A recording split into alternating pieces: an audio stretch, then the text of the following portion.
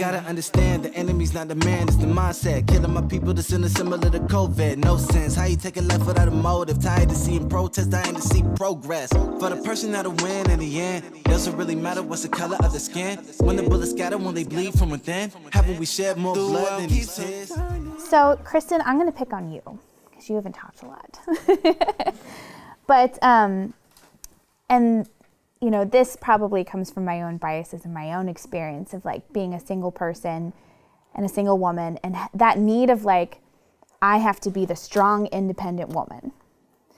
And I'm wondering if you have the same experience, just because I know that we're in the same life season, and how that might affect you as a Black woman living in that space of having to feel like I have to be strong and independent.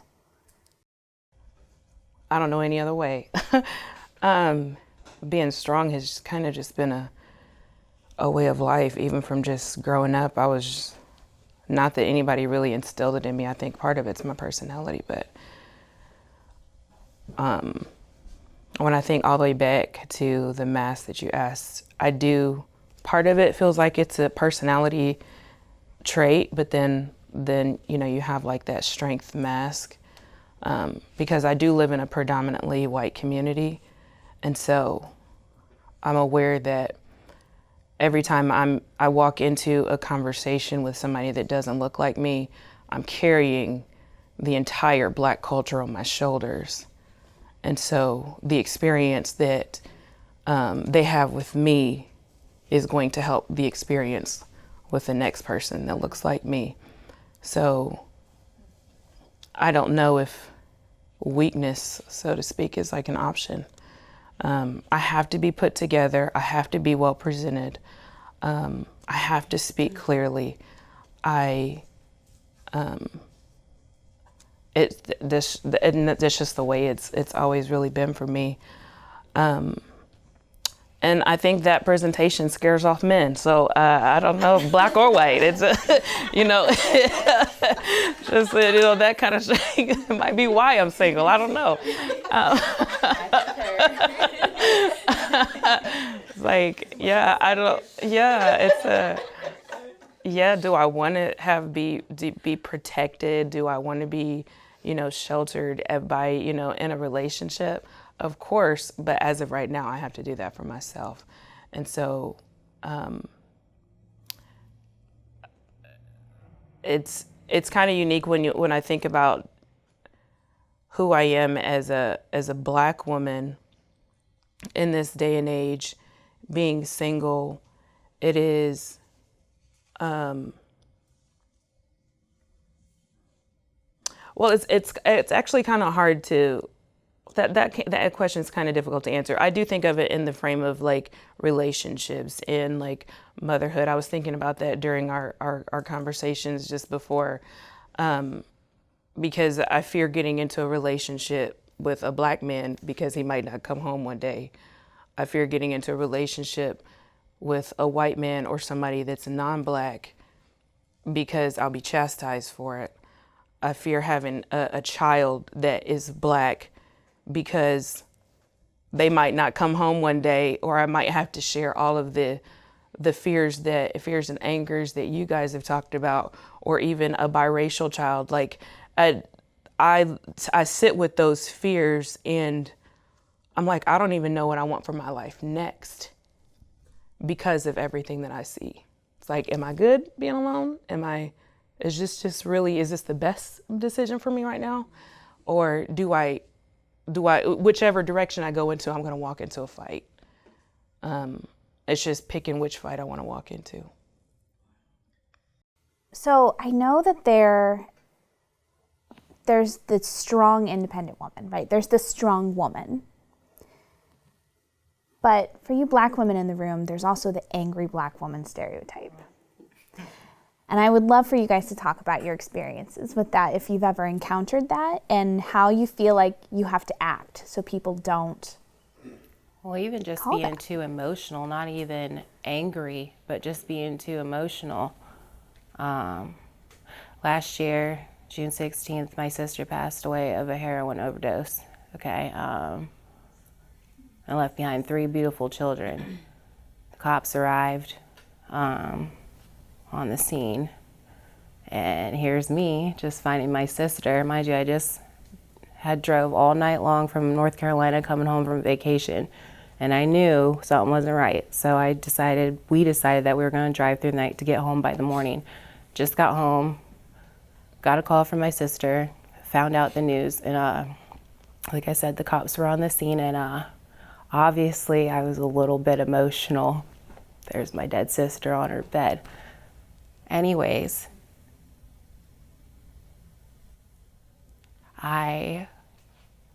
he told me I had to leave the room.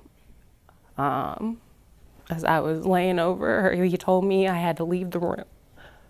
And he put his hand on my shoulder and I went like this. I got up, he had me by my arm to try to escort me out of her room. But I wasn't done yet, grieving over my sister during that time. And I punched her door, I punched her bedroom door.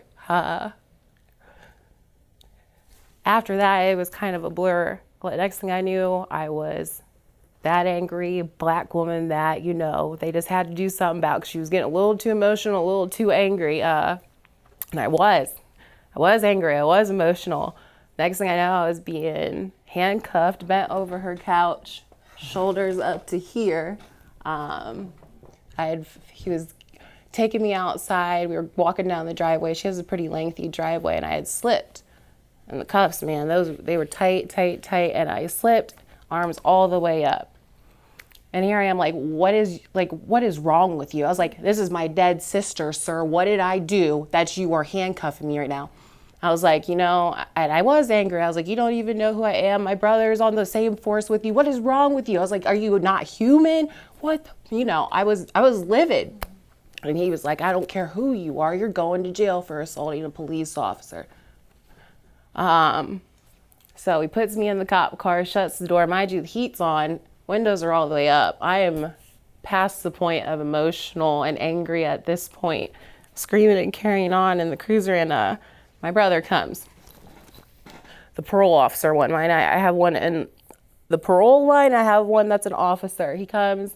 Obviously, I get let out of the vehicle, but you know what? Had it not been for my white adopted brother that day, I would have been going to jail on the day of my sister's death, because I was an emotional black woman and he didn't know who I was. I was just an emotional, angry black woman. So there is a stereotype. There is a stereotype, and it's unfortunate because I try not to be that every day. I don't want him to think that, or this or that of me, or that I'm carrying myself in that way. So, you almost have to beat the stereotype. You have to beat the perspective. It's like a constant every day. You have to keep yourself put together. You got to have your hair done. It can't be too nappy, can't be too crazy protective hairstyle. It's a daily struggle, Don't get in an argument with this person, or you got to calm yourself down, Katie, before you start the argument with this person, because you don't want them to get that, so it's a lot of checking yourself every day in every situation. I can completely concur. I mean, that is life. That every single day is, like I said, especially during a time like this. And when, you are watching this, you're experiencing it in one way. So you're experiencing all this stuff as a mother and as a black person in America. And then you have to go and you have to sit and you have to listen to it being completely dismissed or not addressed or misunderstood or just anything. And if you say anything, I mean, I have been told, okay, Deanna, calm down. I've had people say that to me, and it's like, you have never seen me not be calm, really. There's a level I can get to that I've never shown anyone at work. So I think it's very dismissive and it's condescending. It's very prevalent around here. And I think that people feel very comfortable either not addressing you at all or addressing you in a very parental kind of a way. Calm down. Like, don't tell me to calm down. Like, I am so calm. And I often think, you know, if these roles were switched and you were the only person of color or the only Black person in a lot of these rooms, this is a travesty. Like, this is really bad. It's really bad. It's really, really bad. So I definitely feel like people in the community in general are, you know, they're good. We have a great community and all that, but do I feel like I have to switch and all that? Absolutely. Yes, or you will completely not be heard. And so some of the things that you have to deal with are people expecting less of you than you can deliver. People completely underestimating you, dismissing you, feeling like just misunderstanding in general.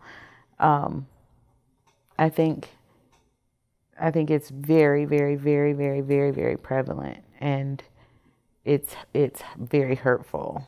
You know, it's super hurtful to be sitting there and you're like, you should know better than to be saying these things or to be, you know, not saying something. So, Christina, how do you feel hearing those stories as a white woman sitting here listening to that? I mean, I think it speaks to probably how I feel about having to defend my son. It's ridiculous, you know what I mean? To even think that you have to, these are things I've never thought about.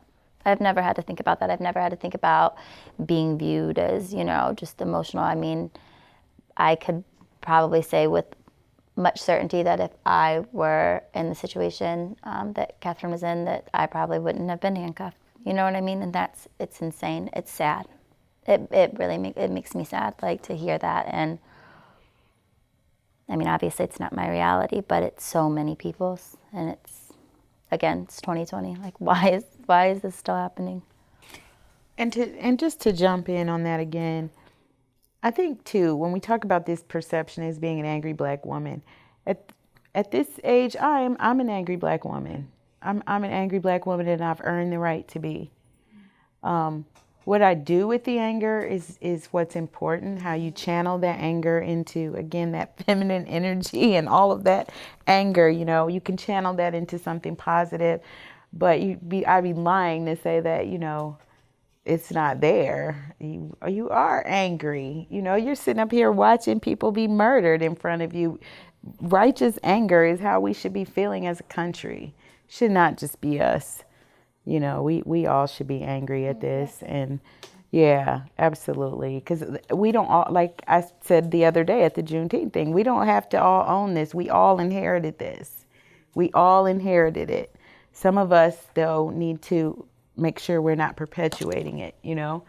But I think in this community right now, we're talking about it so much. And as a Black woman, I have said to people recently, I'm trying not to be an angry Black woman, but you need to understand that I am. And I'm not going to be silent about it at all. Like, we're going to talk about it. And I don't think it always has to be a terribly well, it is a painful subject, but there's healing in the conversation. So, you know, we just need to have it.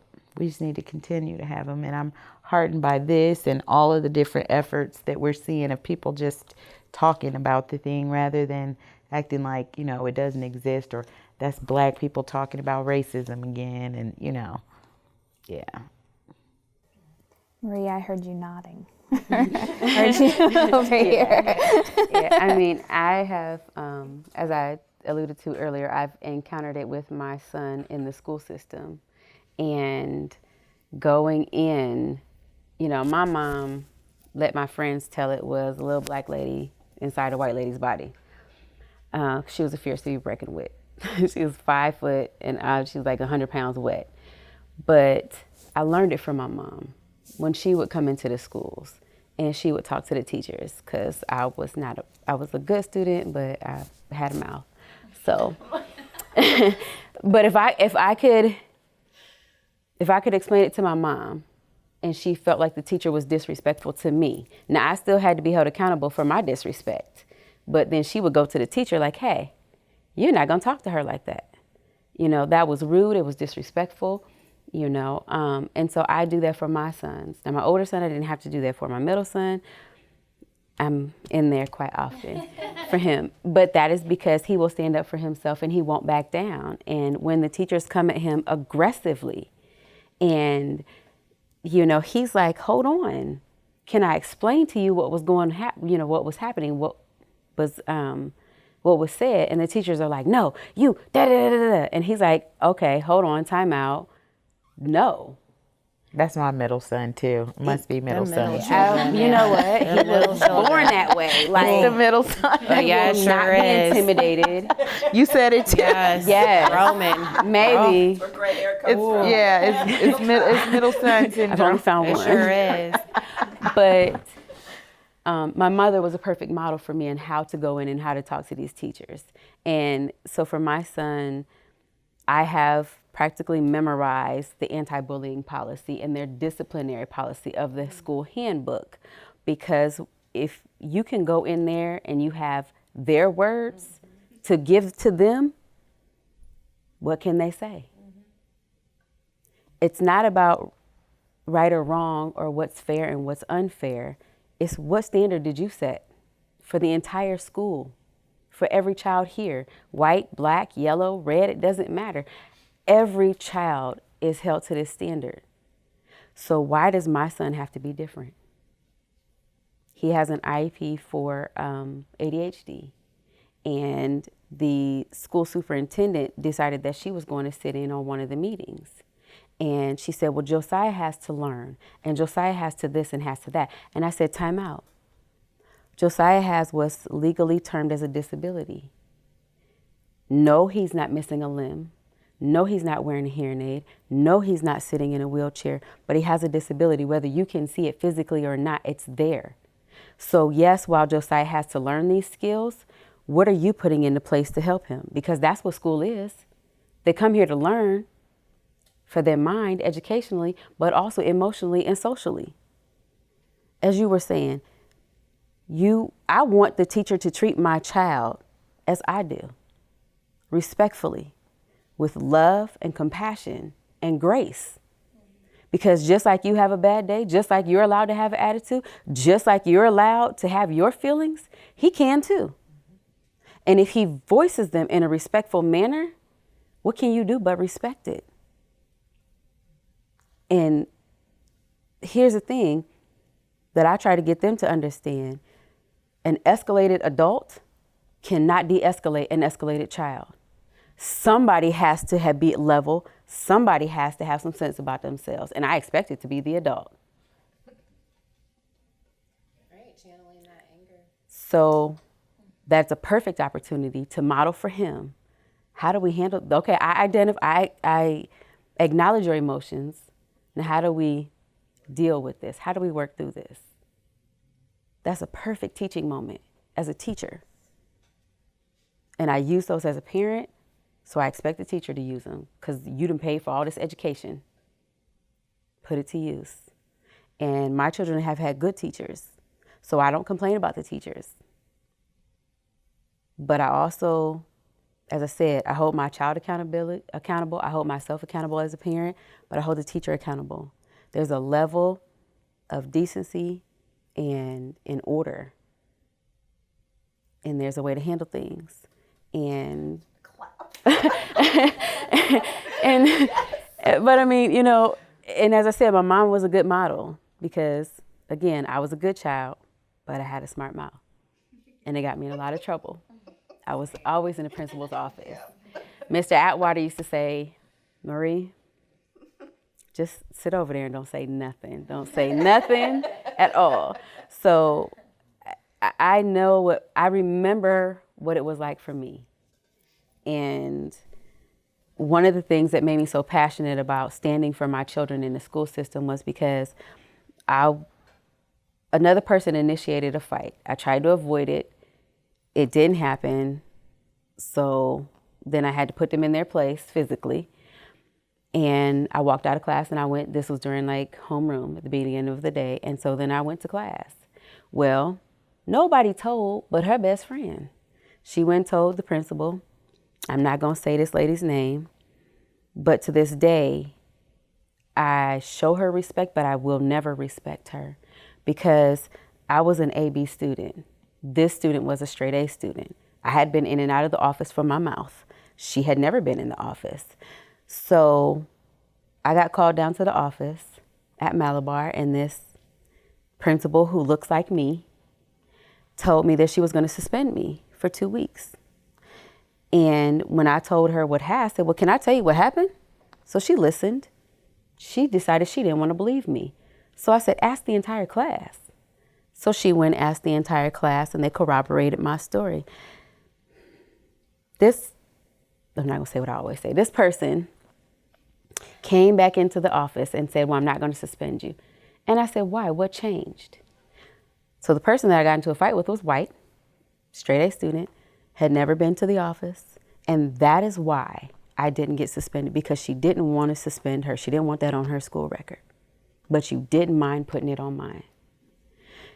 And in that moment, I learned that the school system, the people that are there to teach me, to nurture me academically, and to protect me, not all of them would, whether they look like me or not. And so when my children went to school, they won't be subjected to that. As long as I have breath in my body, I will stand for them, I will fight for them, I will advocate for them. And any child, it's not fair, and it teaches them that they are not valuable enough. And that's a lie. We've talked a lot about sons. I'm curious to hear from you guys about raising daughters in this kind of world, in this kind of life we are in right now. How do you even go about that? I would like to know. I have an 11-year-old and a 3-year-old, so I don't know. I mean, it doesn't, for me right now, it hasn't been as scary. I mean, I don't know why. Maybe it is just because of the news and the things that you see, and so I would probably like to hear what other people with older daughters maybe have to say. I have a daughter who's 28 or 29 or something. I think she's 28, and my daughter's tough. She's a tough girl. Like, would you say? Yes, she is. She's really tough, and I think that the only times that I have ever really seen her be not so tough is worrying about her brothers. And she worries a lot about her brothers, and now she's married and she has a son who just turned a year old. And I think I've watched her go through a lot this spring, even, quarantined and all of that, because you have to add everyone's mental state from that on top of all of this. So that kind of dictates how we're all dealing with what it is that we've seen. But for her, I think she realizes that she's turning into her mom and is going to worry about her sons. And I think she's a phenomenal mom, and her husband's a phenomenal father. But I think that as young people, they're both in the military, and they've both made good decisions in their lives. But I think that both of them, particularly she, would feel like this is scary. That's what I would say. This is very scary for her, because she's sitting at it, looking at it differently than just a sister. She's looking at it as a wife. That could be my husband. And so that's different because they live in North Carolina and there's no other family there. So I think it's a different level of stress for her. And then with her son, I think she knows what he's in for. And I don't think she's disillusioned about it at all. And I'm glad that she is the type of person that she is, because she is so strong and she's super resilient. But the vulnerability in her is her family. And so I just, you know, I think growing up, there was never a question in terms of like, she's going to be fine. Like there was, wouldn't you say? She's going to be fine. Yeah. No one ever worried about her. No one ever worried about her. She would be fine. And it's almost a disservice to her in a way. But the stats were the boys. Pardon me. I worry about my daughter. She might be turning 3 years shortly, but you know, I say she's got the best of both worlds. That's how I look at it. And being biracial, but the world may not see it that way. So just raising her to, one, see that she does have the best of both worlds. Two, to know that the world may not see it as she has the best of both worlds. And it's hard because, you know, she lives for her brother. She's the youngest. Those are her 2 older brothers. Like her brothers, her boys, you know, that is her, those are her boys, you know, they're nobody else's, those are True's boys, you know. And you got, you know, her black brothers, and then you have her white father. So it's hard to instill in her a world where it's black and white. That's very hard for me to do with having the family that I have. But I know I have to instill that in her, because then I'm not preparing her for how the world may have her view it. You know what I'm saying? So that's the most difficult part for my girl. And you know, as a biracial woman, you know, she's gonna get it from both ways. You know, she might not be good enough for either one because she's mixed, you know. Even though we're all mixed, I personally believe we're all, if y'all do your DNA test, we are all mixed. We are all mixed. So, but that's for another conversation. But yeah, that's the hardest part for my little girl, and to have her understand that and know that and prepare her for that. And me being her black mother, you know, like, it's hard. What's one thing that you guys hope people watching this takes away from what they've seen today? I think for me, I've had a lot of conversations, like with my sister who has kids, just at how different our realities are. Like that the things that I worry about are not the things that she's ever had to worry about.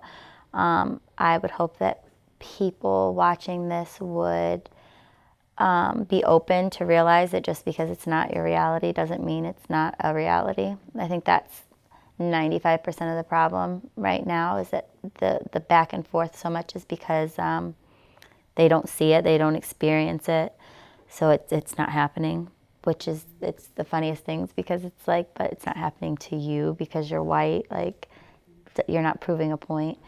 So for me, I think it would just be that as a mother, even as a father, you know, you love your children, and these are things that all of us as parents of brown children are worried about, of black children too, especially. Like, these are our concerns, and they should be yours. And until that happens, until you can acknowledge that this isn't going to get better. And you know that we are truly better together. I want the world to know that we are truly better together. To look at people and see people. That's what I was going to say. Not see their skin color. No, look at their character. Look at the intent of the person. Right. Don't look at that as the little black boy or the little black girl, or the black or the white boy and the white girl. Just, you know, see through the lens of love, you know, at the end of the day, and sit down and have conversations if you're struggling with that. If you're struggling because you have this perspective and this perception up, speak with somebody that you don't fear as much, you know, or that you can talk to, and that won't become the angry black woman on you or the guy, you know, and it's time, there's no room for the divide mentality anymore in 2020. There's no room for it. It is time to unite. It is time for it. It's time to hold hands. It's time to have that dream that Martin Luther King, it's time, you know, to sit down and to be as one and not, well, you're black and I'm white. Well, you don't understand me. Well, you don't understand me. There's no time for that anymore. There's no room for that anymore. And that's what the world needs to know. It's time to be different and be the change that we all want to see. Everybody, whether you're black, white, red, yellow, whatever, it's time to do that. And to channel your anger, you know, when we touched on that, you know, with what happened with my sister, I was very angry. So, you know, I'm going to channel that. Well, you know what? Listen, for black, white, whoever ODs in their house and they have children, there needs to be trauma response teams. There needs to be psychologists on these calls. That's how I'm channeling my anger. I'm not going to go out and go shoot that cop because I'm angry. I would never do that. I'm going to decide to do reform in the laws to benefit everybody, not just because of what happened to me personally as a black woman. No, this can't happen to anybody. That's right. And that's all I got. I don't know how to top that. So, all right. Well, seriously, guys, ladies, thank you. I think I can speak for everyone when I say thank you for your honesty and your vulnerability and for this conversation. I feel transformed. I hope you guys feel good.